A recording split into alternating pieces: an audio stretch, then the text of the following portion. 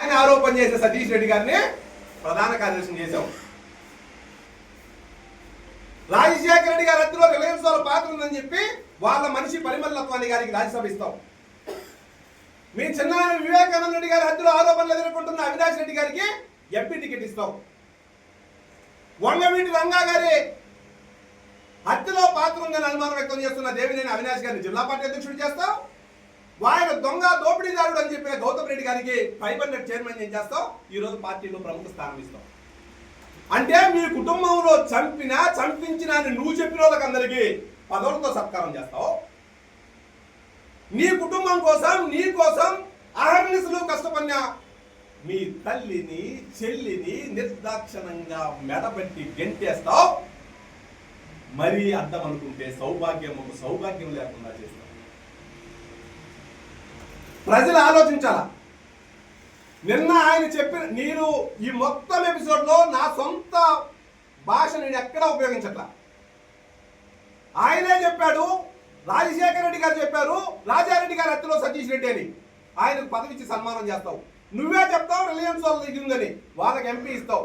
అవినాష్ రెడ్డి గారికి ఎంపీ ఇస్తావు. అవినాష్ గారికి గౌతమ్ రెడ్డి గారికి పదవులు ఇచ్చి సత్కారం చేస్తావే.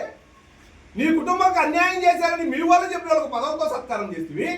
నీ కోసం 1000 కిలోమీటర్లు నడిచిన, వయసు సహకరించకపోయినా నీ కోసం అహర్నిశలు శ్రమించిన అమ్మను చెల్లిని మీ నాన్న కోసం జీవితం అంతా త్యాగం చేసిన వివేకానంద రెడ్డి గారి కుటుంబాన్ని వేధిస్తావు. అది నీ చరిత్ర. నీకు రాజకీయాల్లో ఉండే హక్కు ఒక్క క్షణమైనా ఉందా అని జగన్మోహన్ రెడ్డి గారు నీ మనసుకు సమాధానం చెప్పుకో. ఇట్లాంటి వాళ్ళు రాజకీయాల్లో ఉండొచ్చా అని ప్రజలందరూ కూడా ఆలోచన చేయాల్సినటువంటి మాట. ఇది కాకుండా ఒక అద్భుతమైన ప్రసంగం ఎత్తుకుంటాడు. పెట్రోల్ డీజిల్ రేట్లంట ఓటమి ప్రభుత్వం వచ్చినాక అల్లాడిపోతున్నారండి. మీకు ఒక విషయం చెప్తున్నా.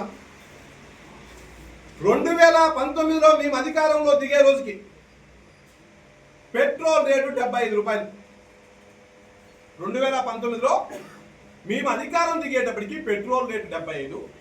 2024లో ఆయన దిగేటప్పటికి 110 రూపాయలు.